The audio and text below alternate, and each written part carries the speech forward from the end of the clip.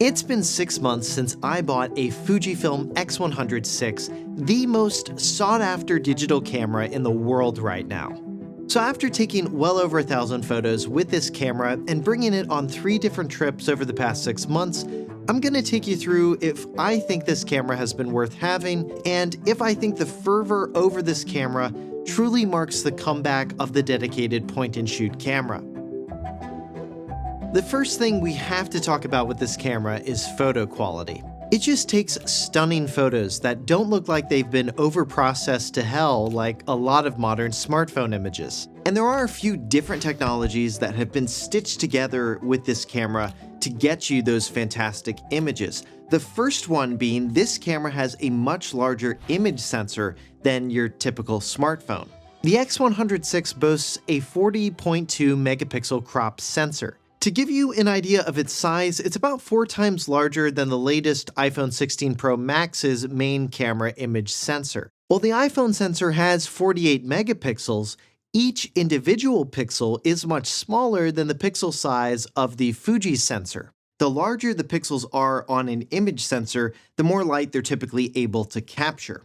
Smartphone camera sensors try to get around this issue by using a technique called pixel binning, which groups pixels together on the sensor so they act as one giant pixel, but at the cost of reduced resolution. The X100VI's sensor doesn't have this compromise. You get crisper images with superior depth of field, and I think these images are generally better for printing out and framing than images taken from a smartphone. It also has a decent burst mode for subjects in motion, which is especially good for kids and pets. But lots of cameras can give you good resolution. What I really think sets the Fujifilm apart from a lot of the competition is its color reproduction. Straight out of camera color often doesn't need any adjustments, which is certainly not the case for many dedicated cameras out there. In fact, a lot of people just use this camera and shoot straight to either JPEG or HEIF, though I'm not exactly sure that is the best idea. I've actually found over the past 6 months, the mode I typically use the most on this camera is JPEG plus RAW. The reason I do this is because of Fujifilm's film simulations. They're built-in color profiles that simulate different kinds of Fujifilm film stock, which I found is vital to creating different artistic looks with this camera. You can easily map the film simulations to the control dial on the camera, which makes it easy to quickly cycle through the 20 different film simulations and preview them in real time as you compose your shot. Figuring out which one to choose has been some of the most fun I've had shooting with a camera in a long time. But having 20 film simulations to choose from might make you wonder, well, what if I pick the wrong one? Or what if I just want to take a single shot but have the camera spit out multiple images with different film simulations? For that specific scenario, the camera has a film simulation bracketing mode where you can choose up to 3 film simulations to include in your bracket. So you just capture one shot, but you'll get 3 different images. But the film simulation bracketing mode doesn't solve the problem of you choosing the wrong film simulation. That's where shooting in JPEG plus RAW or just RAW comes in handy. With the Fujifilm X100VI, you can import your RAW files into Adobe Lightroom and then apply any of the 20 film simulations that you want to it. It's also useful for when the camera made a specific choice that you want to correct. Sometimes with this camera, your photo may appear too dark or too bright, and you want to recapture some of the detail in the image. Well, if you just shoot JPEG images, you won't be able to recapture as much dynamic range and image detail as you can with a RAW file. In my most recent trip to Iceland and Ireland, for example, I found about 10 to 15% of all of the photos I wanted to keep that I took with a Fuji needed some sort of edit, whether that was readjusting exposure, shadows, highlights, choosing a different film simulation, or a few more advanced edits like using generative AI to take people out of the background of certain shots. Now, RAW files do take up 2 to 6 times the size of a normal JPEG image, so going with my approach is going to take up way more storage, but given this camera can't read the fastest SD cards anyway, I'd suggest just getting a 256 or 512 gigabyte slower speed SD card, which will run around $50 to $70 US. So that's image quality, but the other thing that really stands out with this camera is its design. The Fujifilm X100VI just looks stunning in person. It comes in two colors, silver and black. It looks sleek as hell, and unlike most modern tech products, it has dials and physical buttons everywhere. They can be rotated, pressed in, pulled out. There are so many great physical controls on this camera that just make it a joy to use.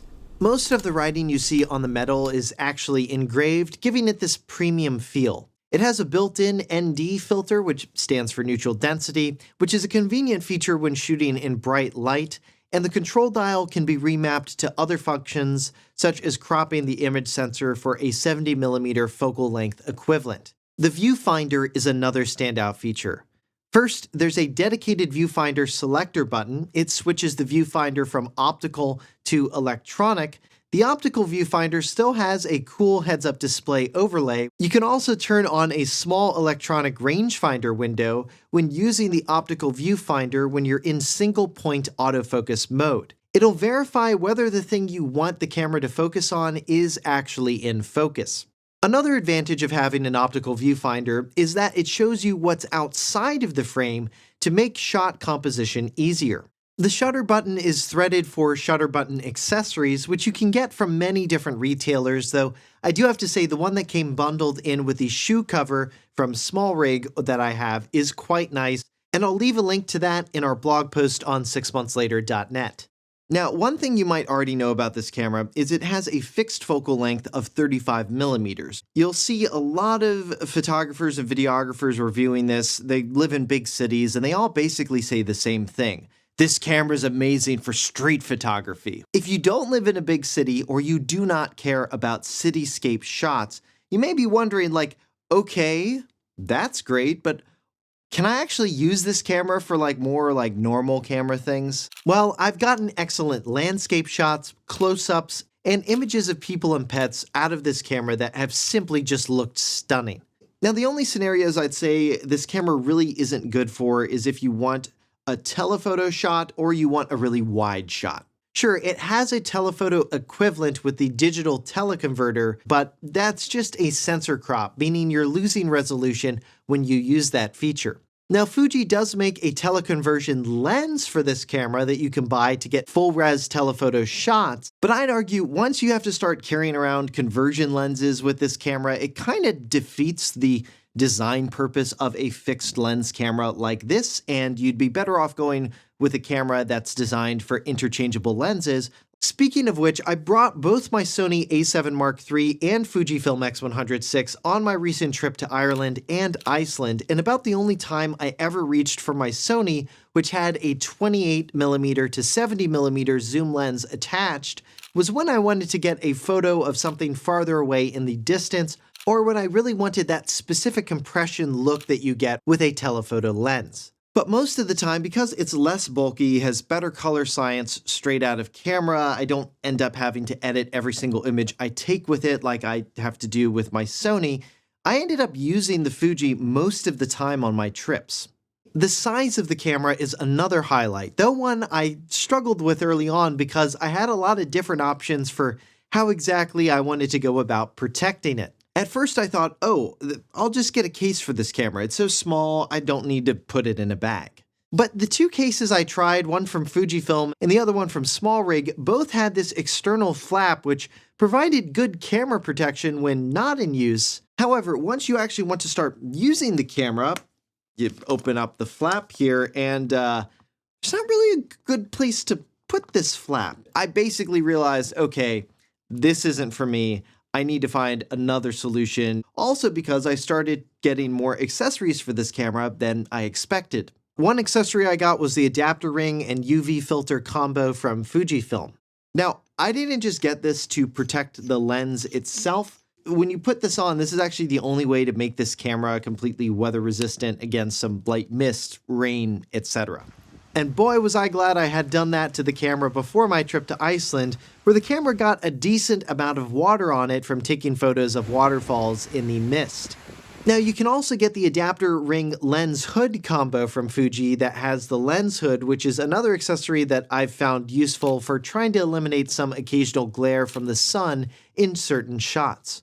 Another accessory I bought was an extra battery for the camera, which I typically do for any camera I own. Though even after a full day of shooting photos, I've never actually gotten this camera to run out of battery. It's rated for 450 photos when using the optical viewfinder and 310 photos when using the electronic viewfinder.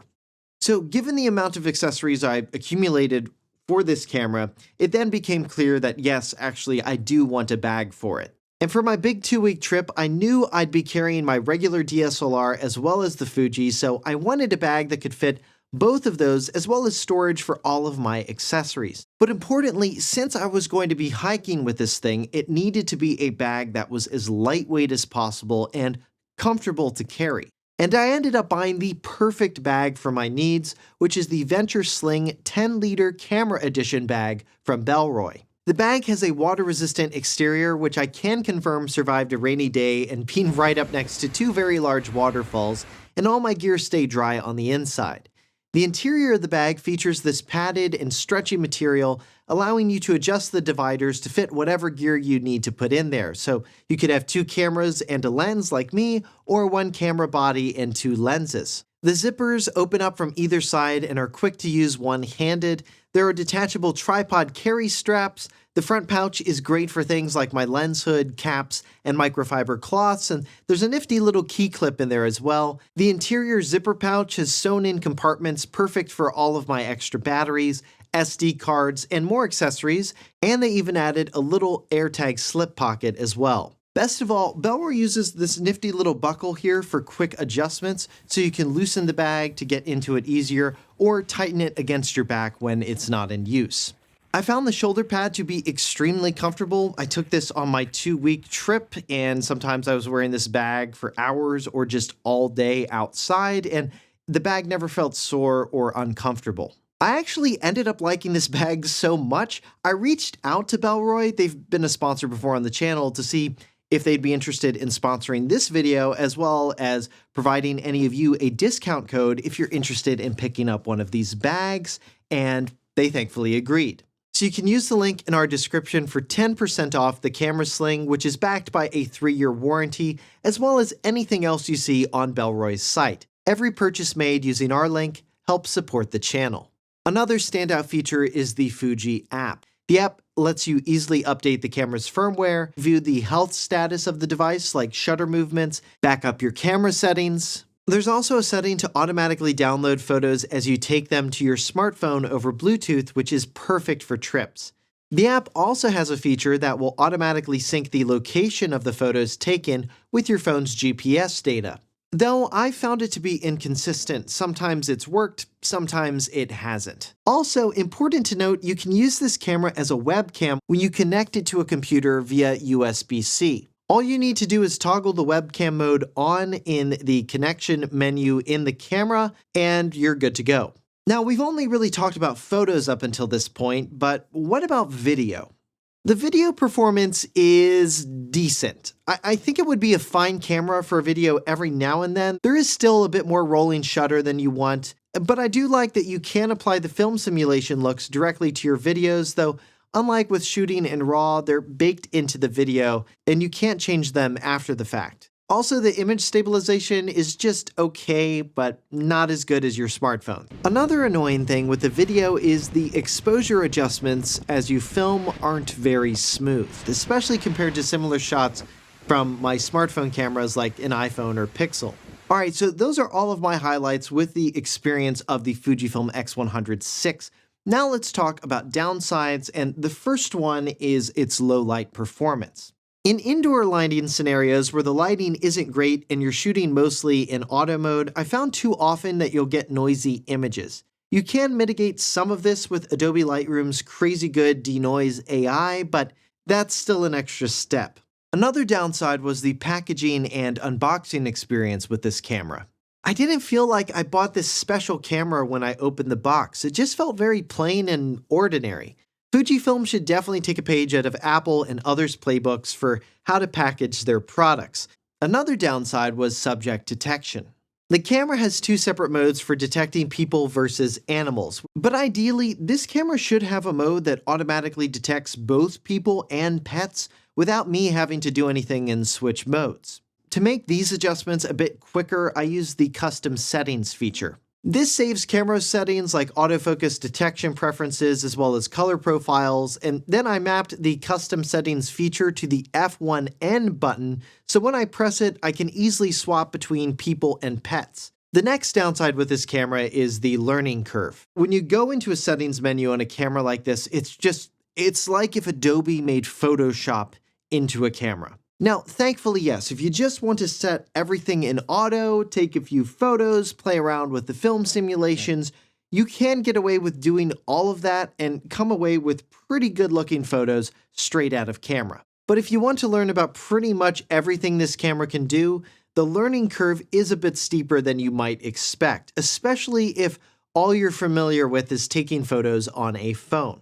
To really get a good understanding of everything this camera can do, I ended up spending hours going through every feature and function in the manual to see what they were, how they worked, and whether or not I'd find them beneficial.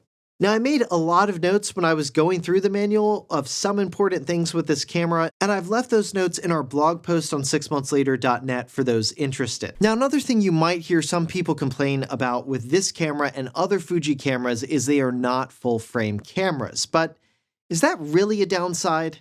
Full-frame sensors typically offer better low-light performance because they have larger individual pixels. This can also give them better dynamic range performance, and they often have a wider field of view as well. Plus, from a historical perspective, they are closer in size to 35mm film, which is a long-established standard for professional photography. But for this camera, for most people, does it matter? No, I don't think it does. Now, the last big downside I have with this camera and most other dedicated cameras, there is just no anti-theft technology built into this thing at all. And given how in demand this camera still is, having it stolen is something to be concerned about, and in an age where our smartphones and other tech have way more robust security features and authentication methods, I think it's time cameras have better anti-theft technology too. So, after 6 months with the Fujifilm X100VI, do I recommend getting one? Yes, this is a camera I can generally recommend. Now, the Fujifilm X100VI, it's not the camera for everyone, and it's still going to come with the benefits and baggage that you see with dedicated cameras. Like the semi-steep learning curve for photography beginners compared to your average smartphone. But smartphone camera systems can only get you so far.